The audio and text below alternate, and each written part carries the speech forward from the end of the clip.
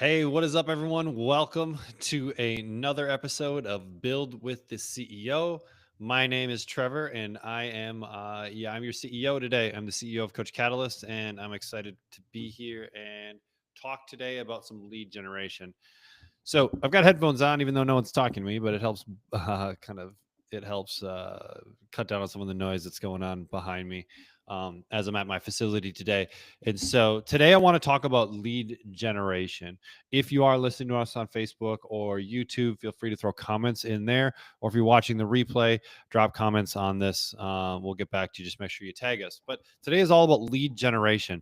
This is really like the the oxygen of anyone's business, right? Is the ability to generate leads, which then turn into customers.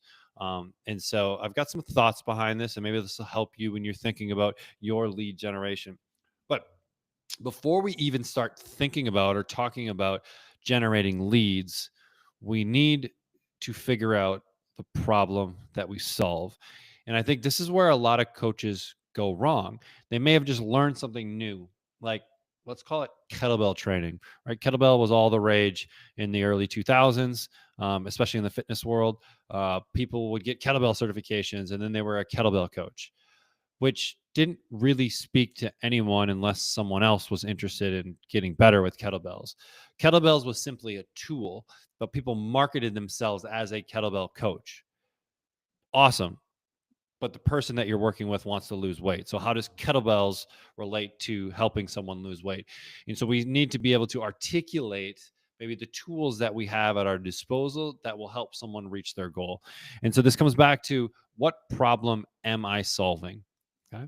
And then if we're in the online world, we have to get really specific about the problem that we're solving.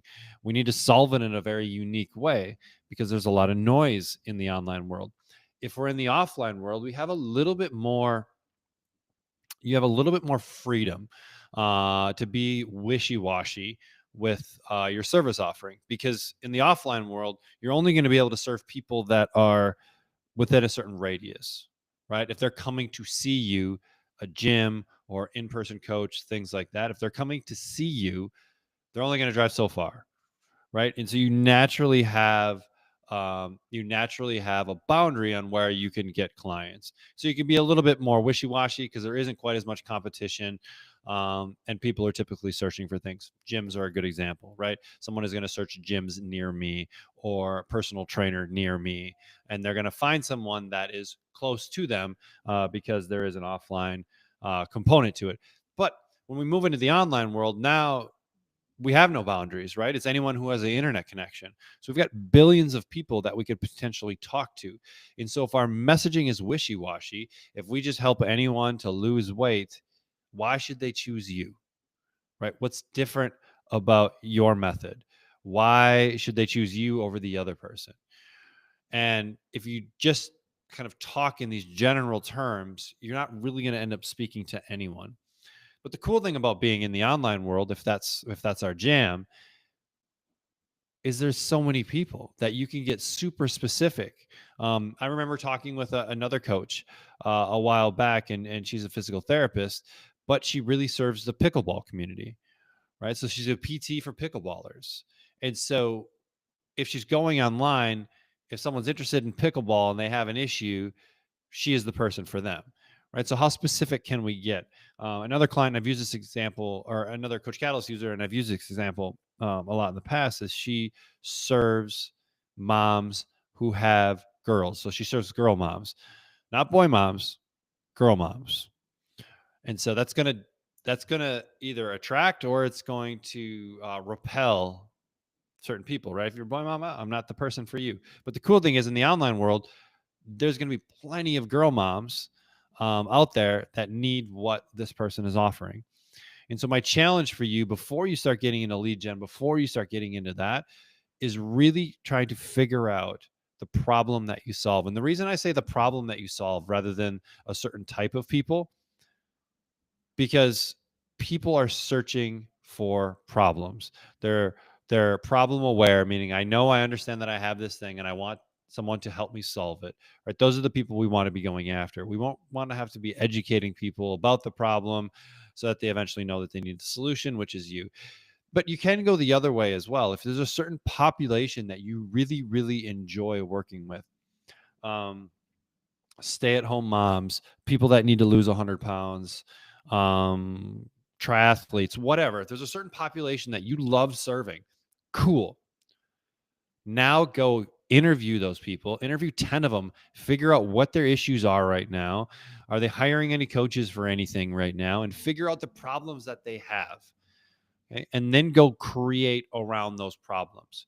Because now when you're talking to people, you're going to talk about the problem and how you solve that problem. The media that you create is going to talk about how you help people solve that problem faster, quicker, with more ease, with less effort. And that's going to be interesting, right? Versus just like, I help triathletes. Cool. Do what? Right. So you can go the other route of like, find the population that you really, really love serving and then figure out a solution to problems that they currently have. So here's another example that I want to give you and something that we're implementing at our current facility. We are implementing a program called the Forged Brotherhood. Okay. And it's only for men. Okay. And it's only for men who are looking for friendship or connection with other men. And so what we found is, and this is kind of stats in general, and a lot of this comes from the United States, but men are becoming lonelier and lonelier. They have less close friends than they did a decade ago.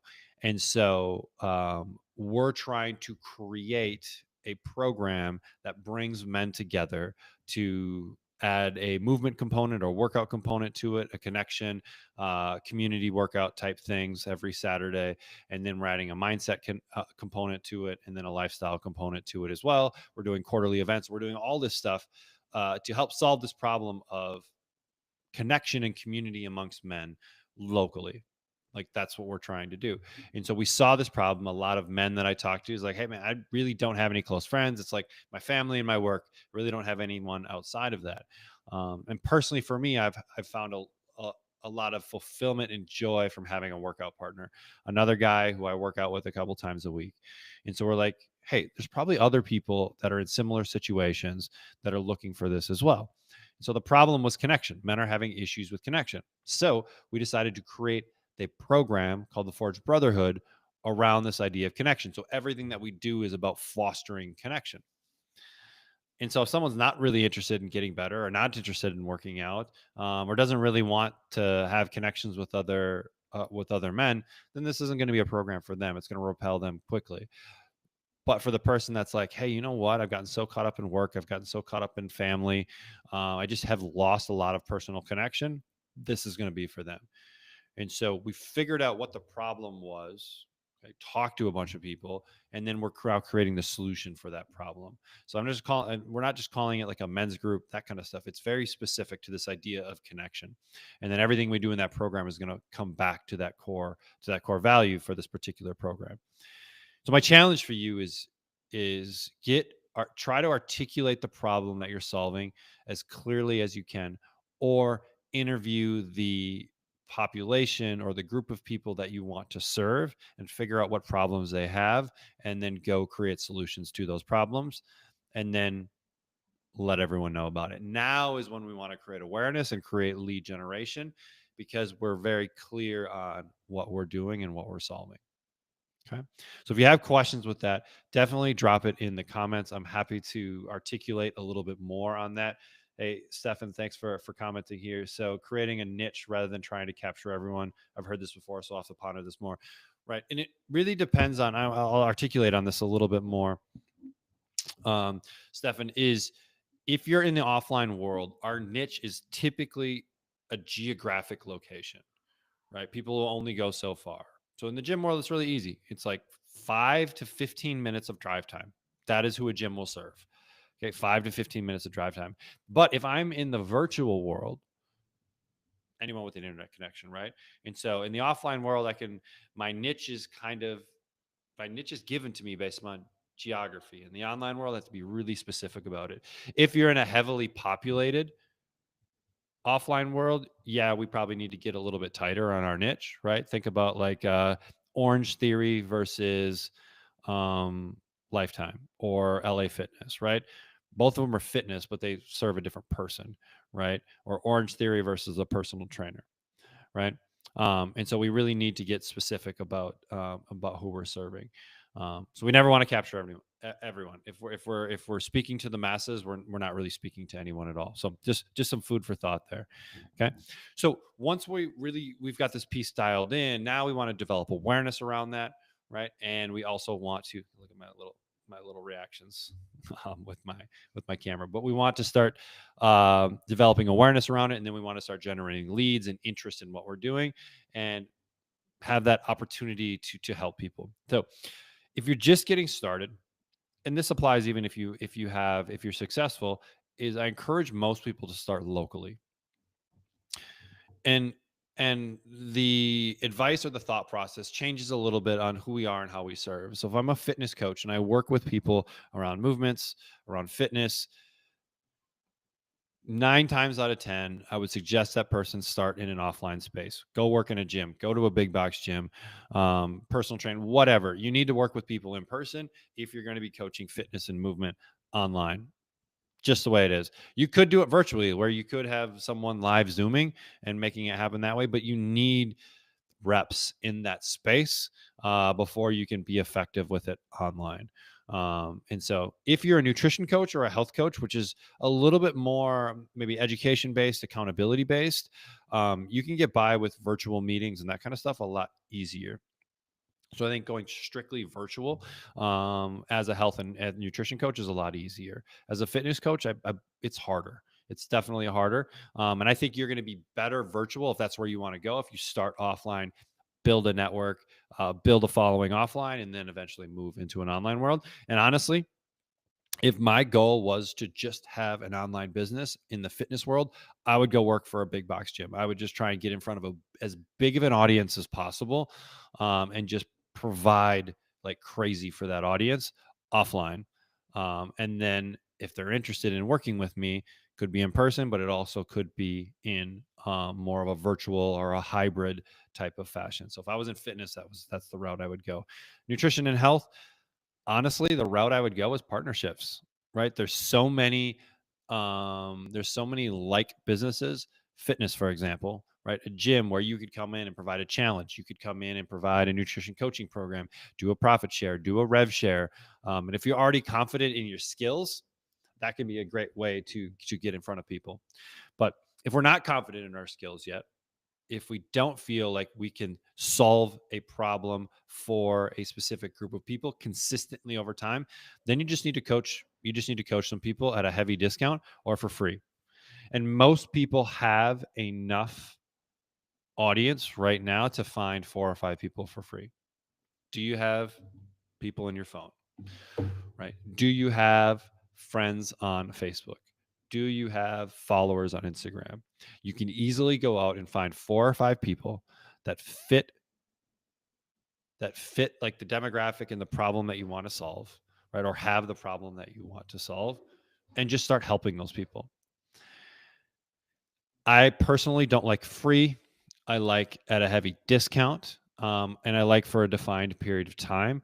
And I like when we're setting up this relationship to essentially say, hey, I need to get better at XYZ skill. I'd love to coach you and help you accomplish XYZ goal, and do it for 4 weeks, 6 weeks, 8 weeks, whatever you feel comfortable. And then if you have a great experience, if you want to continue after that, I'd love to have that conversation on what it could look like. But I'd love to coach you right away at a heavy discount. And you can even explain, I don't want to do it for free because I need you to have skin in the game in order for you to be engaged in the process as well. And so we go find our 4 or 5 people, coach the heck out of them, provide an incredible experience, right? They then become your kind of a referral source, right? They will be your kind of evangelist right away, especially if you've gotten them a great results. And then we're off to the races, and then we start looking at some ways to create more awareness. So when we're thinking about creating awareness, because that's really the first step in lead generation, most people initially go to social media. right? And so if we think about social media, when's the last time, just think about how you interact with social media. Most people are not like directly hiring a coach off of social media. And if they are, they didn't just see a reel from that person and all of a sudden hire them as a coach.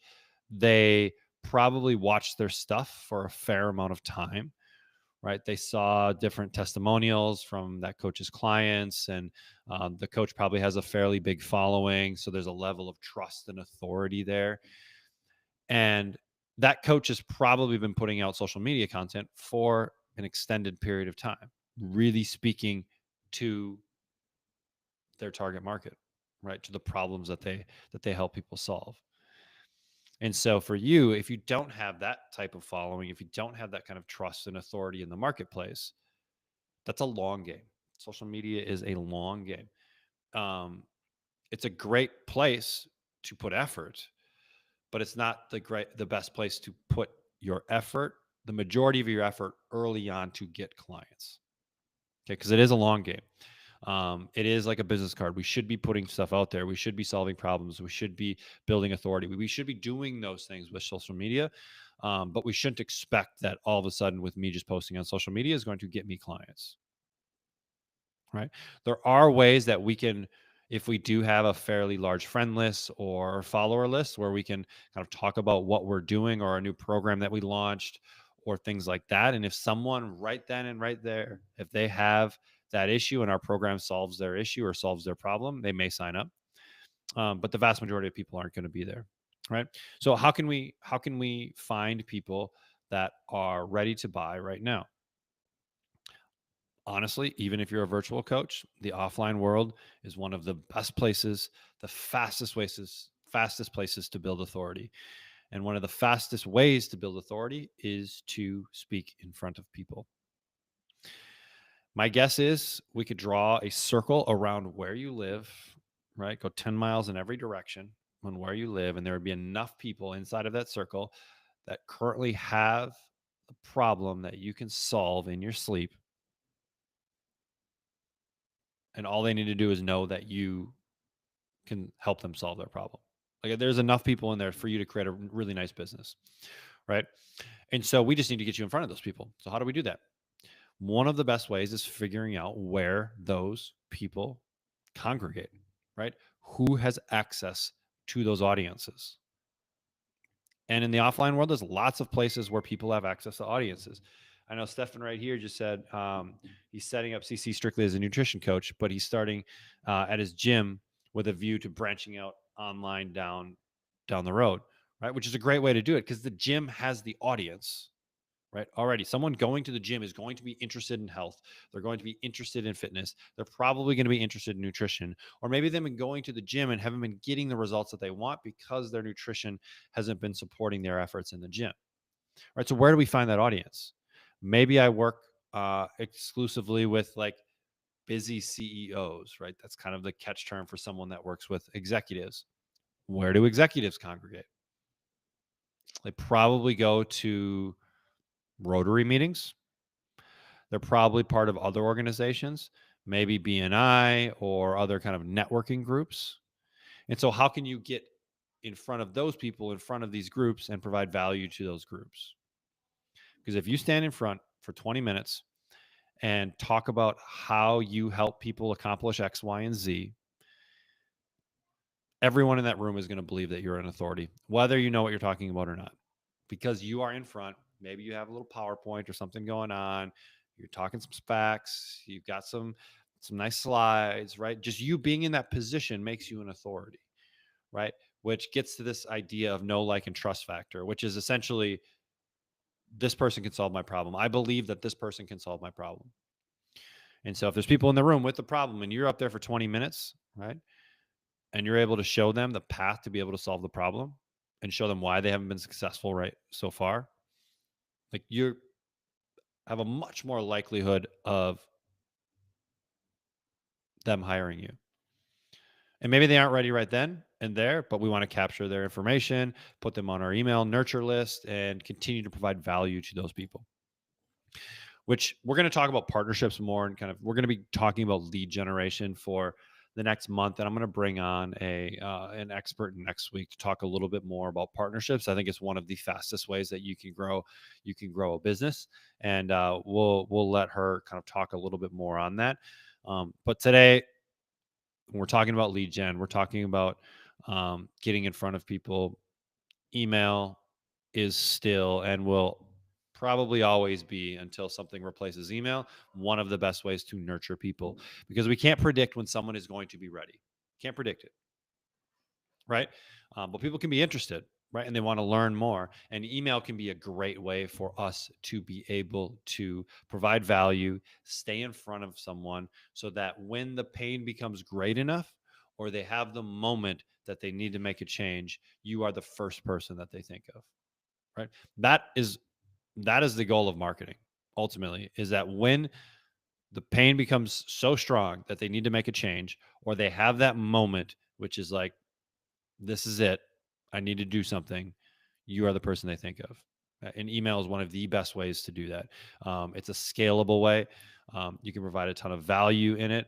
And with today's AI landscape, you can create content, really, really good content, without a whole lot of effort, that you believe in, that sounds like you, with just a few pieces of with just a few with it. What's the right term I'm looking for? With just kind of like with minimal effort. And I'll give you an example here. That was a terrible explanation, but I'll give you an example here. So, like, for the example, this episode, right? So this episode that I'm recording, I will create an email out of this episode. I won't necessarily craft every word of that email. I will download the transcript of this episode. It's going to go into a platform called Claude, Claude. And then I will ask Claude to write an email based upon the key points from this episode, and it will craft a very nice email. And then I will go in and edit it and make it fit the vibe that I want. I also put it in ChatGPT as well to see what it comes up with, and then I pick the one that makes the most sense, that provides the most value, and that the one that I feel like is going to help our audience the best. And so I can take a 20-25 minute episode, and I can create pieces of content out of it very quickly. So it really depends on how you like to educate, how you like to produce content. I like video a lot more than I like sitting down and staring at a blank sheet of paper. And so this is a good format for me. And then I can create written, I can create shorts, I can create reels, I can create all of it out of one major piece of major kind of long form piece of content, right? So there's lots of ways in today's day and age to create content, especially with AI, that is genuine to you. So that's going to be more about what we're talking about throughout today. I just wanted to give a little intro into lead gen, give you guys some quick stuff to be able to start getting clients. If you don't have any clients, like, just start coaching people, and then potentially to expand. So next week, we're going to be talking some lead gen, or we're going to be talking some partnerships. I want to bring on an expert, but we're going to have a conversation about that. A strategy she's been really, really successful with in growing a business. So I'm just going to check all the comments here just to see if there's anything that we want to catch here at the end. Yeah, Stefan said on YouTube that he's using ChatGPT to write CC lessons with simple inputs to save time. Absolutely. 100% using ChatGPT. And also know that we have Happy AI right within the platform as well. That is actually built on ChatGPT. And so you can just click the little Happy AI button when you're in a lesson and type in your prompt, and then it will kick you something out as well. I use it a lot for like meal plan generation, recipe generation, that kind of stuff too. So hopefully you guys got a little value out of today. If you do have questions, just drop comments on these. We're in Facebook the most, so mention me, and I'm more than happy to talk about it. If you ever want to come on an episode, just let me know. We can work through any problem that you're having, or if there's topics that you guys want to learn more about, let me know so we can make sure that you're getting what you need out of this stuff. So that is it for this wonderful Tuesday. I hope you have a great Tuesday, and or whatever day it is if you're watching the recording. My name is Trevor. I'm the CEO of Coach Catalyst. You have a great day. See you later.